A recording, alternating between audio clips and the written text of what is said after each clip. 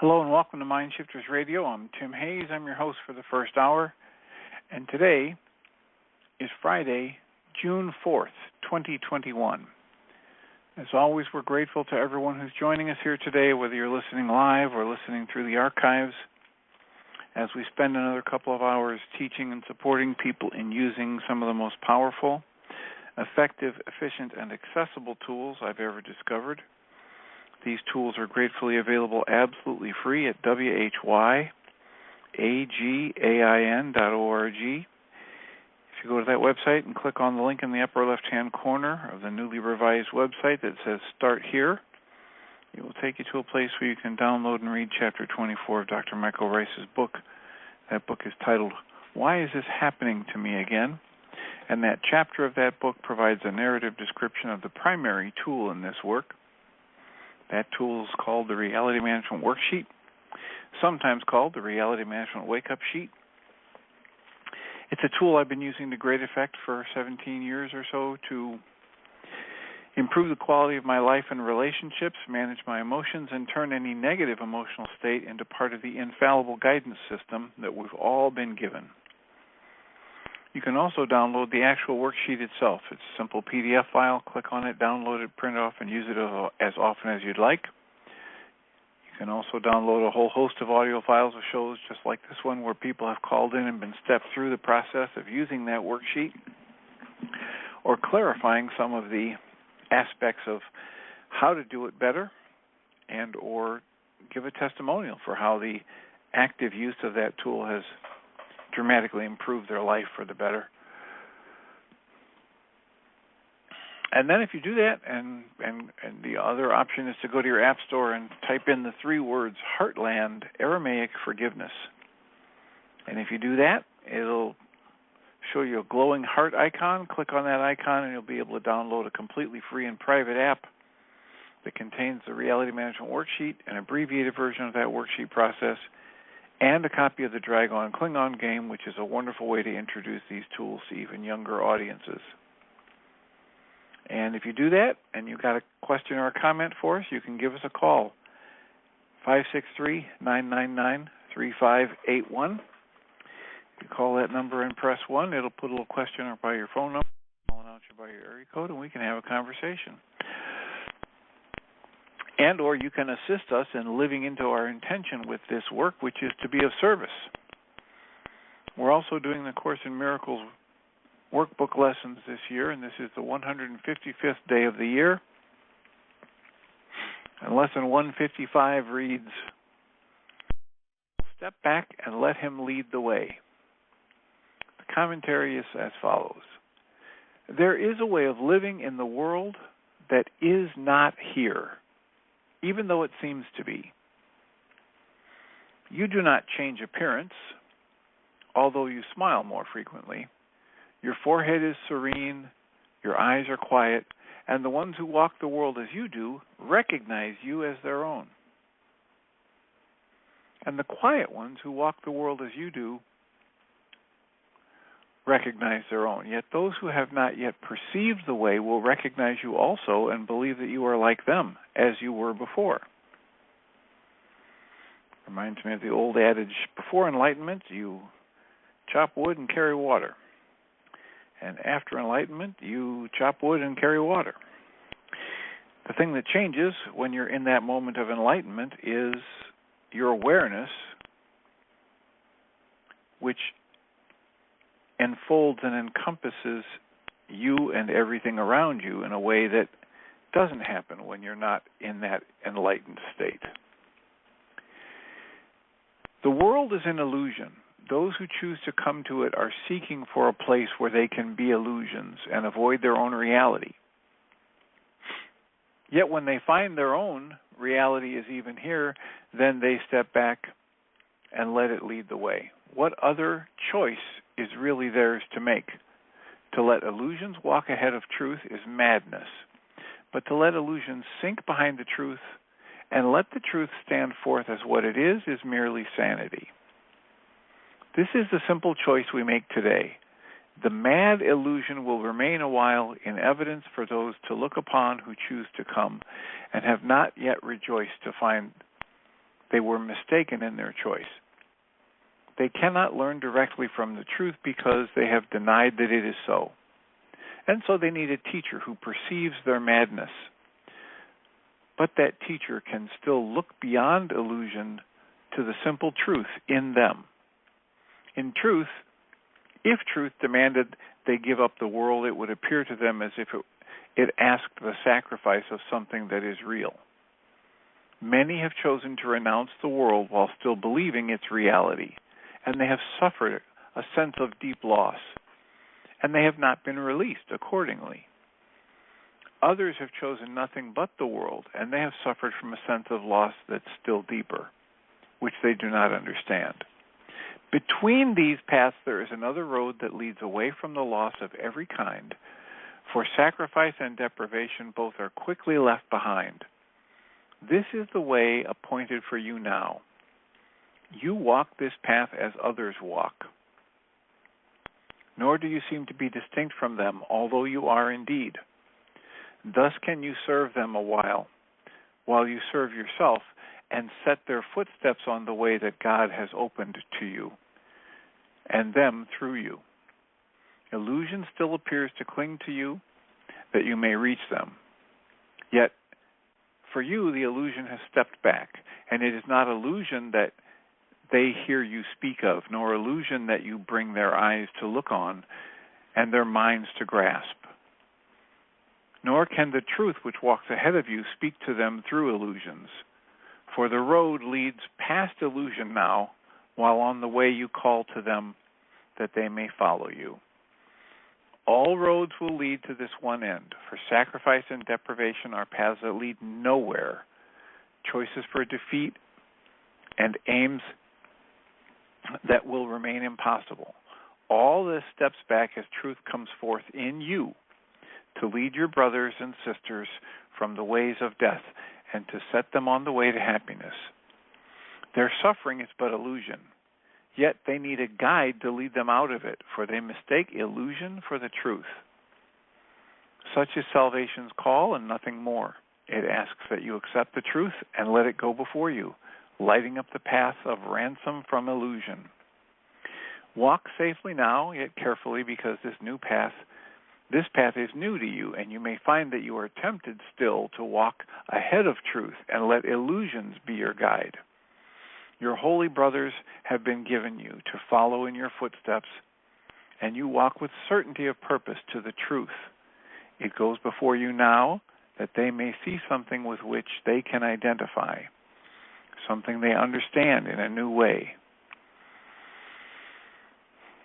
We walk to God. Pause and reflect on this. Could any way be holier or more deserving of your effort or your love and your full intent?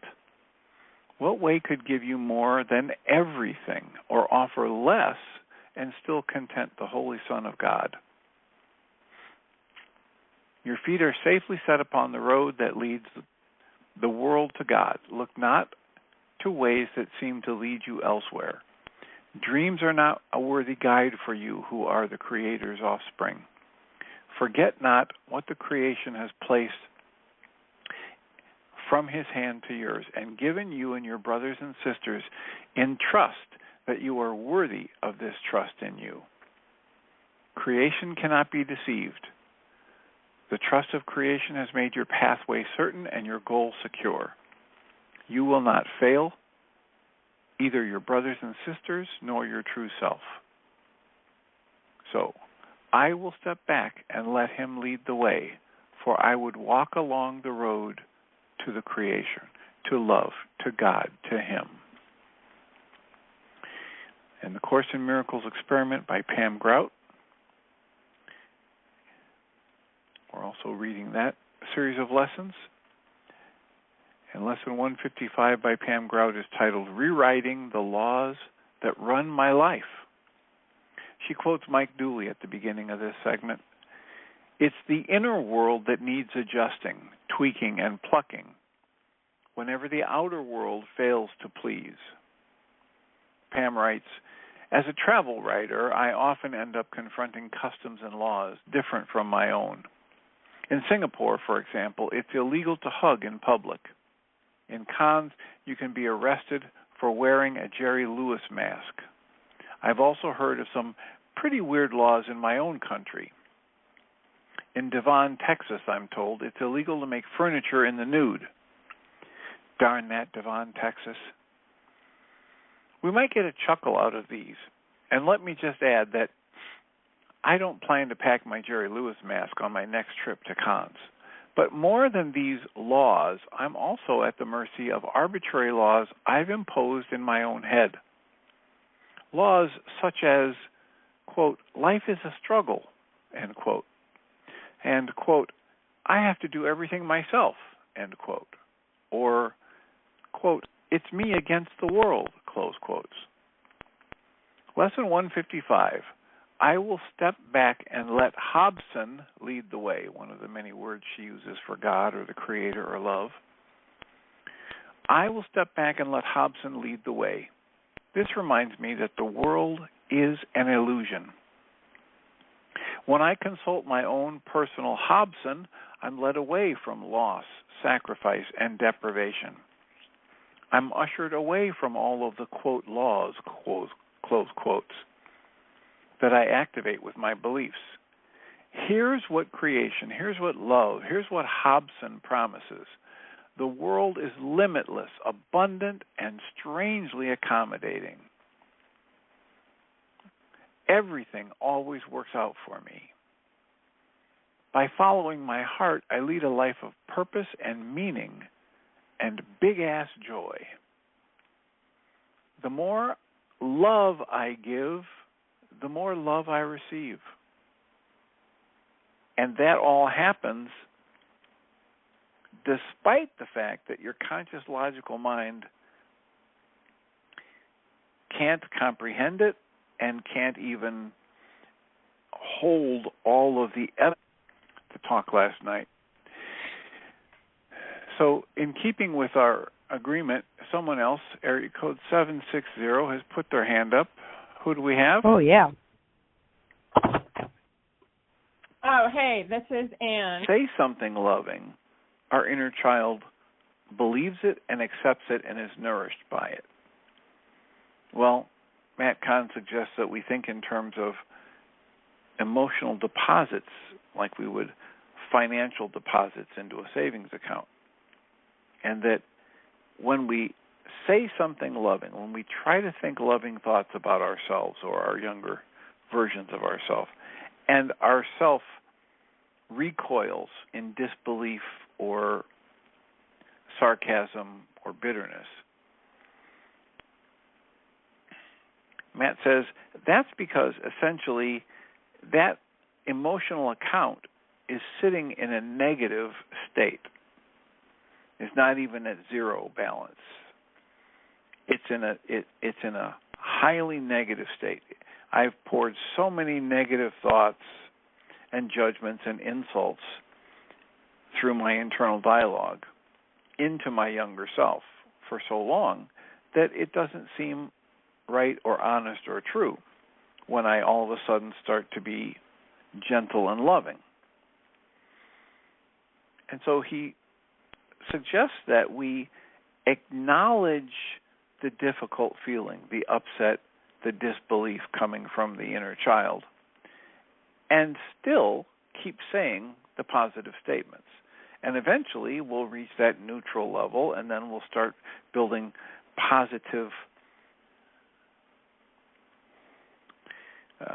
a positive balance in the emotional account.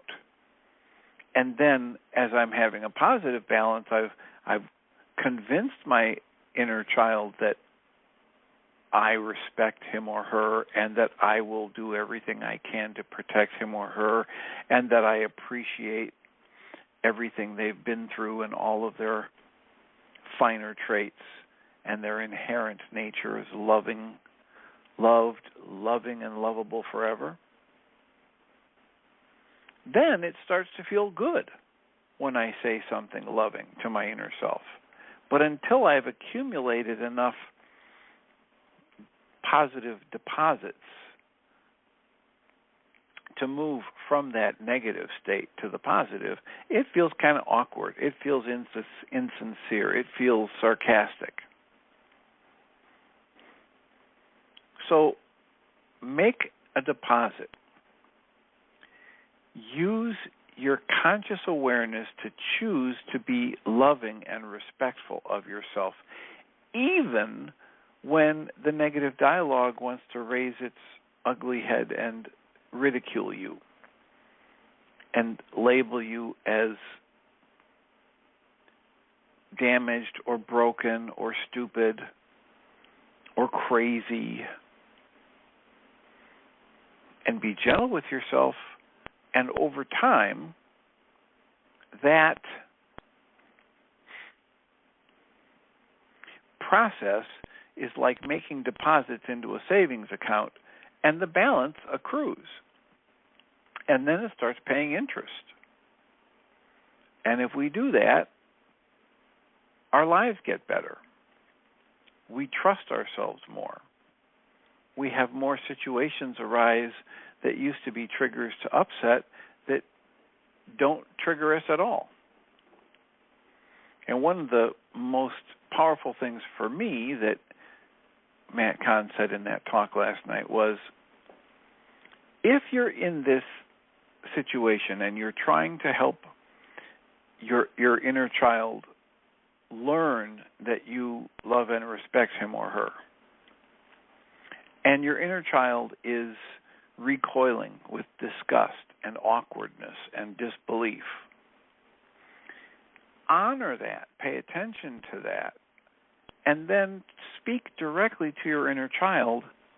And instead of giving any kind of a lecture, ask him or her to teach you how to speak lovingly or respectfully in a way that would feel genuine or acceptable to your inner child.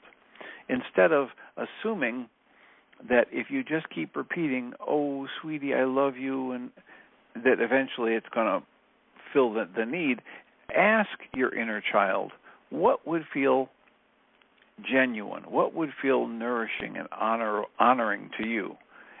I need you to teach me how to be more loving. I have practiced being abusive, bitter. True. That just is a truth. But I also struggle with that whole thing. So yeah, those positive unconscious beliefs or whatever, just kind of running the program without me knowing about it, that's how I'm co-creating it, and I can't change them until I know what they are. The other thing I've noticed, literally, the constructs of our mind are based in love rather than hostility or fear. And again, the way you tell is there an energy off the mark involved in your speaking. And stop speaking about everybody else and wake up. It's time for us to realize who we are and that life is about living as the active presence of love, as we were designed to live. And when we do that, everything changes. So welcome to the conversation. Delighted that you're here. And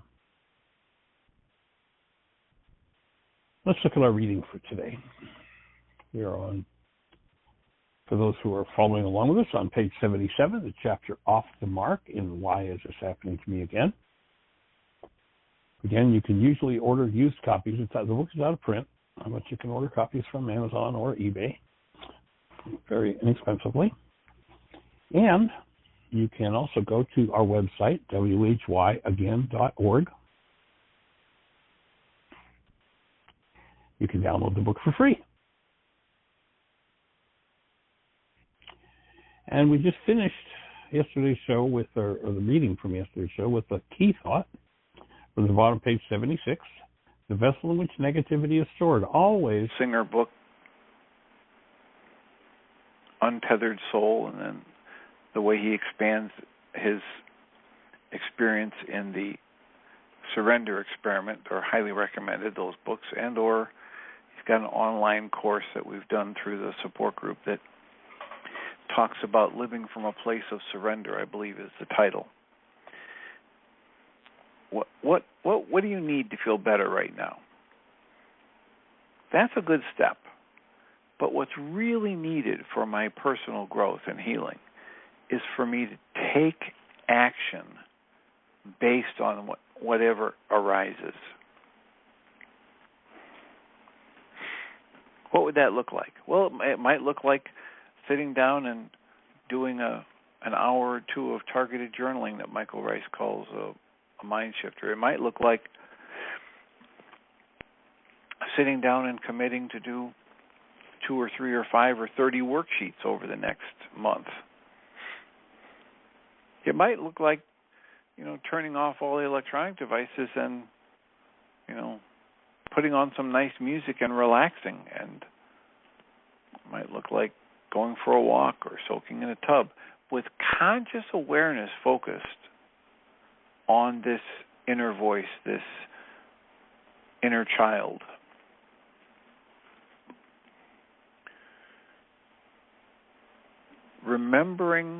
Consistently reminding myself, actions speak louder than words. I worked with a number of people recently who have a very, very negative inner dialogue, self-talk, sometimes very loud and negative.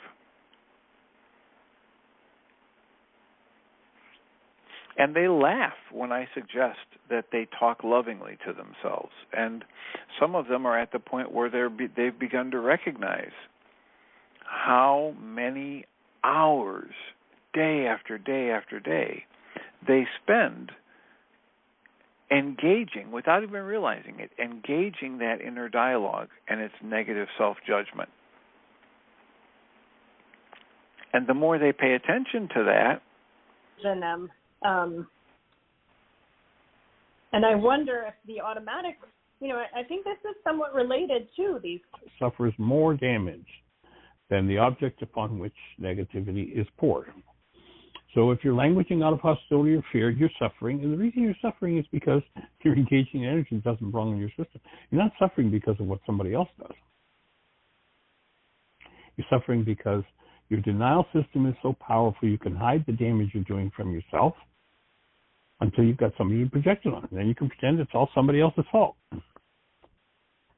So we're talking with Richard about this idea of the word sin in Aramaic meaning off the mark. And I offered him the thought the world didn't get the message. The way fear is promoted in the media and in the world is almost like worship. 24 hours a day, 7 days a week, we can tune in to an information system that gives us the details from anywhere on the planet of the most terrible acts of humanity. It could be construed that fear has been purposely used to keep people in confusion, fear, and overwhelm, perhaps in order to control them. And I often invite people to go sit in front of your TV, give yourself an hour or two when you've got a little bit of space. Take a piece of paper, draw a line about 1 inch wide down one side of the page, and then use the other part of the page for this second part of the experiment. And the experiment is sit in front of the TV and spend no more than 2 or 3 minutes on any channel, any given channel. So start out where... Talking about this earlier with the idea of making my conscious logical mind the driver of the bus or the master. And we're conditioned to crave being right, or to think that our survival, physically even emotionally, is tied to being right. If we get it wrong, we're going to be punished. And a lot of us grew up in families where we thought if we did something wrong, that's why we were getting hit or punished. And so we have this mental emotional connection that says we better be right in order to survive. We better get people to agree with us that we're right in order to survive. And if we can't, we might get into fist fights with them, right? We might get into road rage incidents. And there's just an insanity in that. this addiction to being right, or this compulsion to be right. And it's a huge trap. So better, different teachers talk about it different ways. Guy Finley talks about being in relationship with rightness, and asking to be shown rather. Well, gee, look at that. I survived. But that's the survival mind. And the survival mind, while it keeps somebody alive for a short period of time, is the mind that leads to death.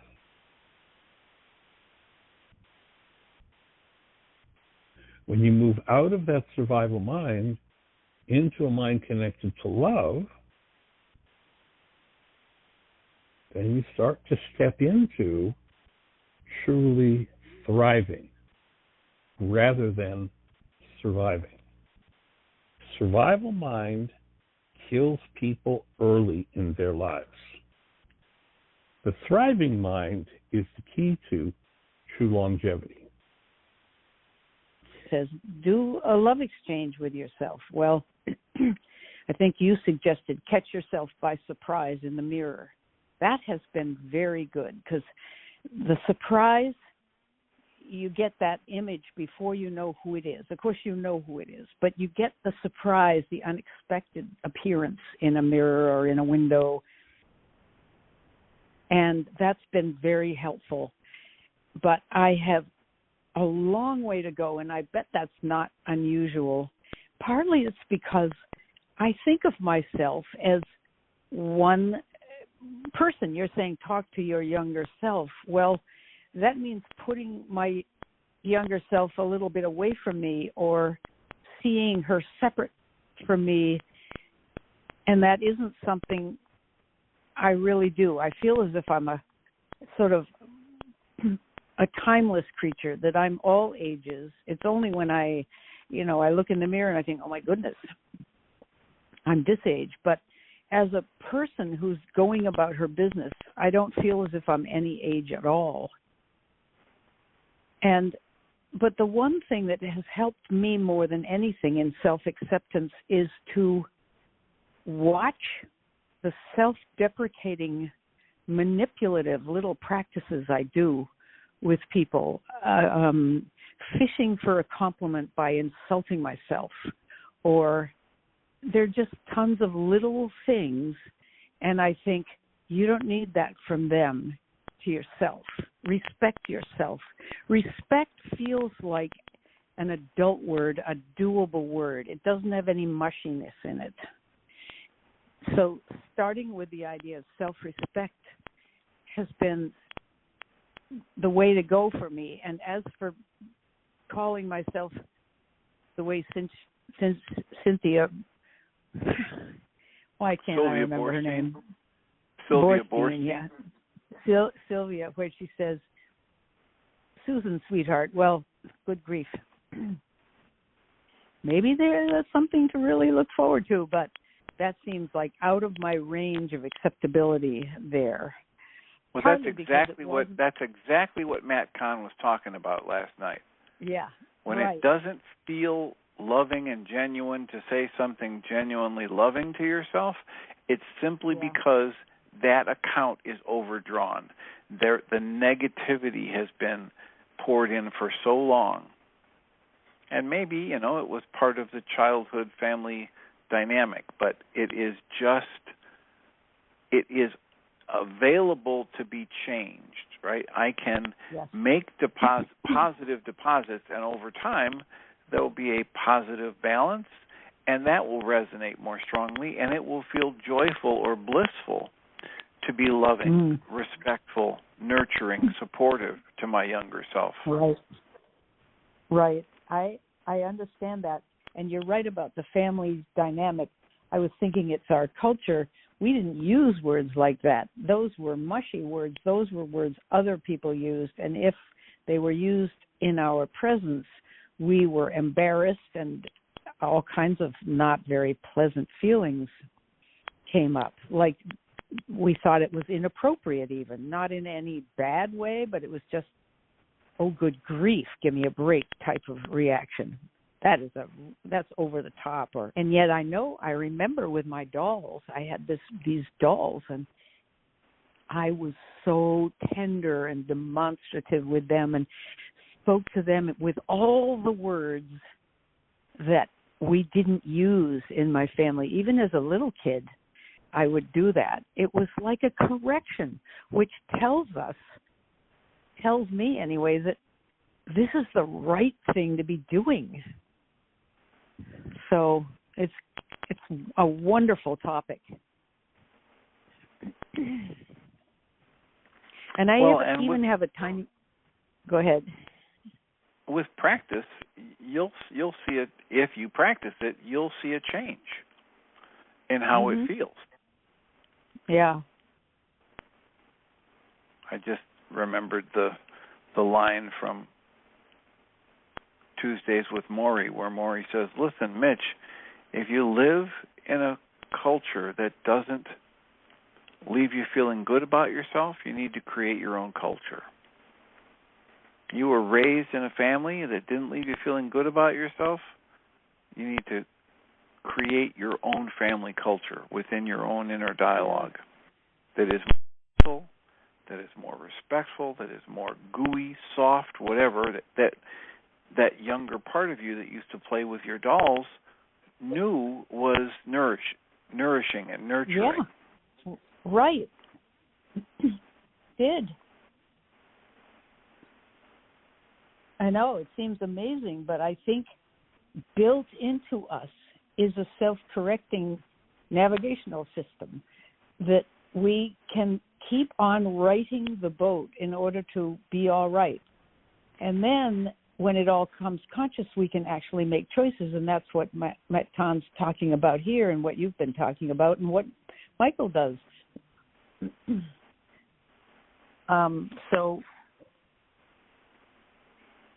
Yeah, I have a little testimonial along the lines of how effective this work has been.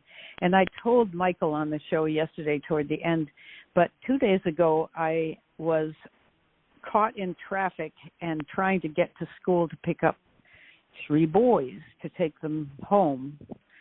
And I thought, I wonder how bad the traffic is here. I better open up my phone and key in the name of the school and see how long of a delay we have.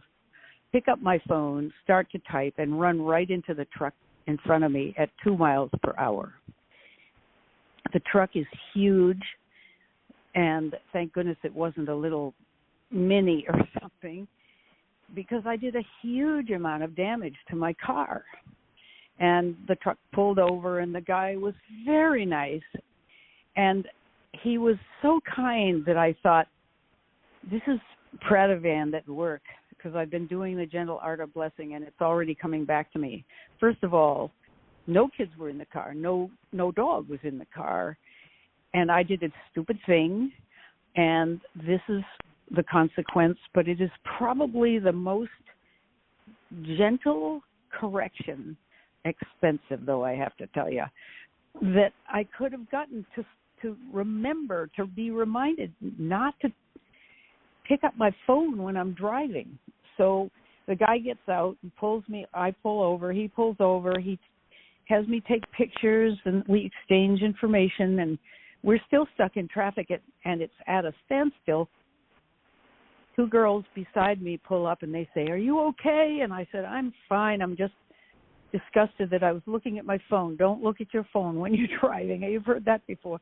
And they said, "Oh, I know. It happens to the best of us. Blessings on you," they said. 2 of them, young girls. And I thought, oh, my God, this is so amazing. So, of course, I was jangled, but I made it a point to focus, and the car was drivable. Went and got the boys. I showed them the damage. I looked around for leaking gas or anything. No problems. Headlights working. Ticker was working. So we got home, and that's the end of the story, except to say I didn't want to sock myself in the head, which is what I used to do when I was mad at myself for something. And it seems as if there's a lot of healing gone on, and it bore fruit right then in this little accident. And I think my car, by the way, is totaled. They opened it up and the whole front frame is bent in, and they said they'll have to cut this off. It's going to be extremely expensive. And so anyway, there's the story. It's a testimonial, and it's also a warning to anybody who's listening to please don't even be tempted to pick up your phone, no matter how slowly things are moving. End of story. Well, that's the kind of benefit that constant application of these tools over time can bring. And it's great to hear. Congratulations. It's Thanks. It's the effects that happen when we choose love and even choose loving thoughts about ourselves. Respectful, gentle, that's what happens. Everybody has these events happen in their life at one point or another. That can't be avoided, but we don't have to pour the venom and the vitriol on top of it that many of us have been taught to do as an internal dialogue. Right. Well, I can start with respect and watch all the little ways, of trying to shield myself from the imagined judgments of other people. That's what those things are. I'm imagining being found unacceptable, so I cut them off at the pass and acknowledge that I'm not acceptable, and I know it already. So you don't have to hit me. You don't negatively or interpret it ourselves negatively. Now we've got these thought patterns, these beliefs that we're holding, and as we go in and find them, discover them, and the younger version of ourselves that holds on to them, that believes them, we can correct them. Every negative belief we have about ourselves is an error. Yes. It is a misperception. Right. The work brings us there in the gentlest possible way, without confrontation, and allows the lesson, I think, to get in there and start doing the healing without having, like when Mako says, do a love exchange. That to me seems like an extreme request. Too much, too demanding, confrontational, unsafe. And I know that's all stuff, but still, with the other tools, it isn't necessary yet to do that. I'm putting that assignment a little distance away. It's still too unpleasant a thought. So I guess what I'm saying is there are so many tools that if we use the ones we can use, we'll get there. I'm hoping we'll get there anyway.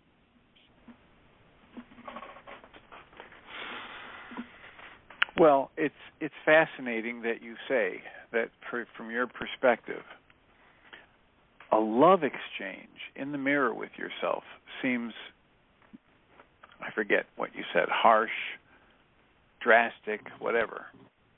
That's so telling, right? I mean, no one's asking you to cut off a finger. I know. Right? And yet your response to that loving gesture, that self-nurturing gesture, is that it's drastic. Yeah. So pay attention to that and right. Evaluate that. Imagine how you would respond to one of your grandsons who had that assessment, and then say those same things, those rationalizations, those gentle corrections, say them to yourself, and to begin to work with that backlog or history of negativity and harshness that you're holding inside your mind-body energy system, inside your memories of living in that family and being conditioned to think or speak in a certain way and not talk lovingly to others, not be openly affectionate to others, whatever that constellation of conclusions is that you were referring to earlier. And gently, without ridiculing yourself for having that as your starting point. Saying to myself that negative self-talk I discovered. Well, when somebody else compliments or they point out something that I didn't see that I should have seen, and I go, duh. And I go, but I was doing that a lot, so it takes a lot of practice. So every once in a while it'll pop up, and then I'll say, well, that was stupid. Oh, wait, cancel that. Oh, wow, that was really great that I got to see that. And I just changed the words. It's like you were saying, Dr. Tim, just changing those words that were negative to something positive right then, because if I don't practice it right then it'll come up again and I'll repeat the negative. But so anyways, I'm still working on the duh, but it's far and few between now. So it's like, okay, that's how we gauge our progress. I think you've talked about that, Dr. Tim, and so has Michael. When it doesn't happen as often and you hear yourself, saying some positive words versus the negative. And so anyway, it's encouraging. So I applaud you, dear, and I applaud myself as I'm saying that. And then when you said, you don't know what it might trigger in people, well, it might trigger positive things like it did for me today. So, it's like you said. And Dr. Tim and Michael encourage us all the time, right? It's all about us that they're talking to, and it's about the time that they're taking with us at that moment. And it doesn't matter the people that are listening because they'll have their own work to do. So anyway, that's it. I know, I'm complete. that's true. Yeah. Anyway. Oh, I'm glad you called. I miss our meetings. I know we're going to have 2 coming up, but I miss seeing all your mugs in the frames in the Zoom. Yeah, right? Right. Anyway, thanks, Dr. Tim, because I appreciate, how you plug Great us in. topic, yeah. Yeah. Well, thank you for the call. It's wonderful input. And well, I can't think of a topic, although I had a wonderful talk with grandson Charlie this morning. He doesn't need to be at school until afternoon, and I'll be taking him on that same highway in Tim Bingham's car.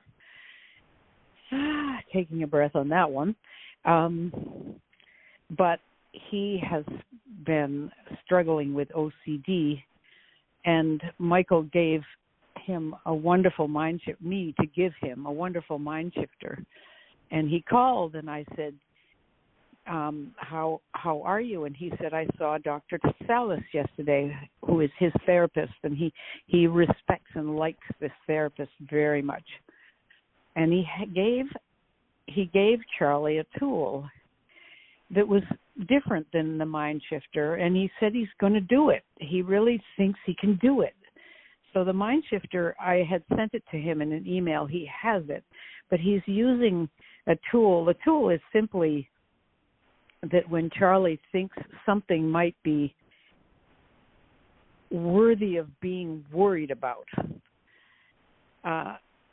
the doctor said, well, ask yourself, is this like if you're driving and one tire is almost flat? Is that something to be concerned about? And Charlie said, yeah, that is. And the doctor said, exactly. And he said, but if you have these thoughts about this teacher who smiles at you more than he smiles at other students, and you're fearing he's trying to be nice to you because he learned that he had scared you or hurt your feelings months and months, years, 2 years ago now. I mean, it's been going on forever. Can you say to yourself, is this something that I should be worried about? And Charlie was able to make the distinction between the tire and the other guy, and he told me he hadn't been able to make that distinction before. Now, I don't know enough about OCD to know, but it sounded as if the boy is on a healing path, that he's actually making distinctions between his healthy thinking and his not so healthy thinking. And I'm very excited about it. Maybe we'll talk more in the car. But he said he would save the mind shifter if the other one stopped working well, but he's excited about this tool that his doctor gave him. So that's the thing at the moment. It's very simple, but it's good. Whatever works. Yeah. Whatever helps. No kidding. Yeah. So, but no, yes, I don't. What? I said yes, indeed. And you were saying, no, you don't have another topic? Yeah, I don't have another topic. It doesn't take much to find one when you start doing your talk. Oh, that's my son's dog. She's here for the day. They're busy. I'm sorry. Another country heard from would be the comment my grandmother would say. So, well, are you complete for the call? I am, thanks. All right. Well, I appreciate your calls as always, and congratulations on the progress you're making, and I'm sure I'm joined by everyone on the call to send loving thoughts and energies to you and your grandson. Hopefully that tool will continue to work well for him, and I'll look forward to the next time we get to chat. Thanks, Dr. Tim. Me too. Blessings. Thanks. And I will remind us all that we're going into a weekend. We have, as usual, 2 groups next week, Tuesday and Thursday. Information about that is on mindshiftersacademy.org. Separate information for Tuesday and Thursday. And you're encouraged to, especially if you're listening to this on the archive, send us your comments or questions to Jeanie at JEANIE at whyagain.org, or you can send an email to me at TJH at mindshifters-academy.org. And I will remind us all that we come from love. We're made of this stuff we call love. We actually are love, and everything else is false. Welcome, Jeanie Rice. Thank you, Dr. Tim. I was just trying to get my headset plugged in. Appreciate you. Well, I saw you had your microphone turned on, so I thought it was safe to let her rip. So That's have a wonderful show and a great weekend.